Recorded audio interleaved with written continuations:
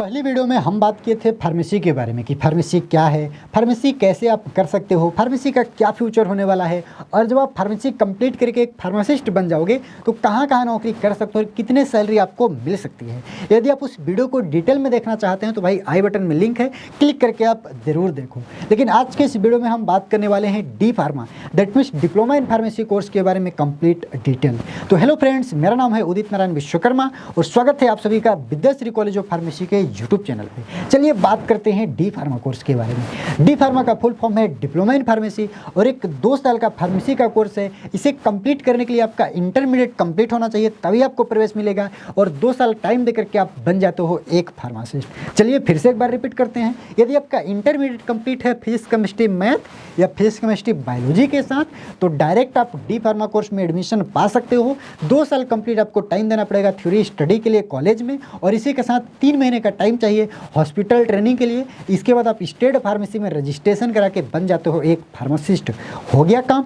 तो यदि आप एडमिशन चाहते हो तो हमारे कॉलेज के दिए हुए कॉन्टैक्ट नंबर पे कॉल करके डी फार्मा या बी फार्मा कोर्स में एडमिशन से रिलेटेड और भी अधिक जानकारी प्राप्त कर सकते हो। चलिए बात करते हैं थोड़ा और कि डी फार्मा पहले साल या दूसरे साल में क्या पढ़ाया जाता है या हॉस्पिटल में क्या सिखाया जाता है या डी फार्मा कंप्लीट करने के बाद हमको कहाँ कहाँ जॉब मिल सकता है, कितने सैलरी अर्न कर सकते हैं या मेरा क्या फ्यूचर हो सकता है। तो चलिए डी फार्मा पहले ईयर में हम बात करें क्या पढ़ाया जाता है तो कुछ इस प्रकार से सब्जेक्ट हैं जैसे फार्मास्यूटिक्स, फार्मास्यूटिकल केमिस्ट्री या pharmacognosy, human anatomy and physiology या सोशल फार्मेसी। यदि मैं समराइज करना चाहूँ तो फार्मास्यूटिक्स, फार्मास्यूटिकल केमिस्ट्री या फार्माकोग्नोसी सब्जेक्ट में आप पढ़ते हो दवा कैसे बनाई जाती है, उसका क्या कुछ फार्मूला है। और फार्माकोग्नोसी कुछ इस प्रकार से सब्जेक्ट है जिसमें आपको ऐसे स्टडी करना होता है कि कुछ कच्ची दवा जैसे जो नेचुरल से जो मिनरल से प्राप्त होती हैं उससे रिलेटेड, यानी कि कुछ प्लांट्स बेस्ड दवा भी होती है। और इसी के साथ ह्यूमन एनाटॉमी एंड फिजियोलॉजी में आप पढ़ते हो शरीर के बारे में अपने। और सोशल फार्मेसी एक सब्जेक्ट है डी फॉर्म फर्स्ट ईयर में जिसमें आप पढ़ते हो हेल्थ के बारे में।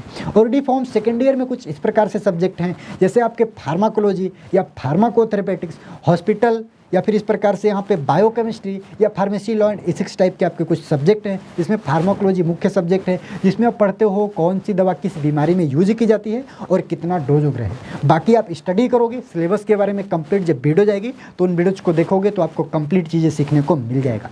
बात करें हॉस्पिटल में क्या सिखाया जाता है तो हॉस्पिटल में सिखाया जाता है कि किस डॉक्टर का प्रिस्क्रिप्शन पर्चा वगैरह जो है प्रैक्टिकल एक ट्रेनिंग होती है, कैसे रीड करना है, कितना देना है, इंजेक्शन वगैरह कैसे लगाना है, यानी कुछ बेसिक हॉस्पिटल से रिलेटेड वर्क। यानी जब आप फार्मासिस्ट बन जाओगे कहीं वर्क करोगे तो जो वर्क आपको करना होता है वही हॉस्पिटल में 3 महीने का ट्रेनिंग भी दिया जाता है डी फार्मा कोर्स कंप्लीट करने के बाद। उसके बाद आप रजिस्ट्रेशन करा के बन जाओगे एक फार्मासिस्ट। चलिए बात करते हैं कि जब आप फार्मासिस्ट बन जाओगे तो कहाँ कहाँ आप जॉब कर सकते हो। तो देखिए फार्मासिस्ट बन जाने के बाद आप किसी भी सेंट्रल गवर्नमेंट के हॉस्पिटल में या स्टेट गवर्नमेंट के हॉस्पिटल में जो भी वैकेंसी आती हैं अप्लाई कर सकते हो, आप सीधे जॉब पा सकते हो। बहुत से जॉब आपके मेरिट बेस पे होती हैं और बहुत से जॉब का यहाँ पे जो है एग्जाम भी लिया जाता है। और इसी के साथ हम बात करें अपना खुद के बिजनेस की तो खुद का अपना मेडिकल स्टोर ओपन कर सकते हो, चाहे होलसेल हो या रिटेल हो।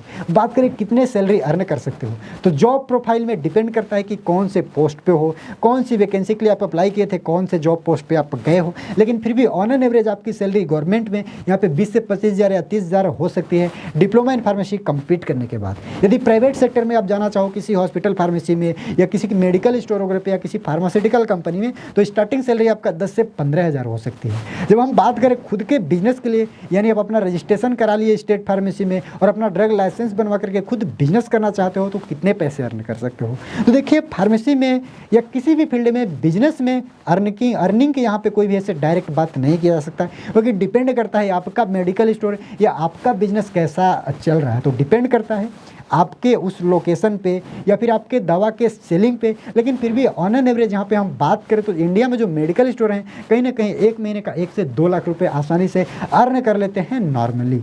लेकिन बहुत ही जो रेपुटेड हैं, बहुत ही जो अच्छे हैं वो तो भैया लाखों में अर्न कर सकते हैं, करोड़ों में अर्न कर सकते हैं पर डे का। लेकिन वो थोड़ा सा रेयर है और यहाँ पे चैन फार्मेसी वगैरह बना करके और भी कुछ ऑप्शंस हैं जो कि एक बिजनेस का प्रॉपर आप सेटअप कर सकते हो। तो फार्मेसी एक बेहतर यहाँ पे क्षेत्र है। यदि आप प्रवेश चाहते हैं डी फार्मा या बी फार्मा में तो हमारे कॉलेज के दिए हुए कॉन्टैक्ट नंबर पे कॉल करके डी फार्मा या बी फार्मा कोर्स के बारे में एडमिशन रिलेटेड और अधिक इंक्वायरी आप प्राप्त कर सकते हैं। तो उम्मीद है फ्रेंड्स कि डी फार्मा कोर्स के बारे में आपको काफ़ी कुछ सीखने को मिला होगा। यदि वीडियो पसंद आए तो वीडियो को लाइक कीजिए, चैनल को सब्सक्राइब कीजिए। फिर हम मिलते हैं किसी नेक्स्ट वीडियो में।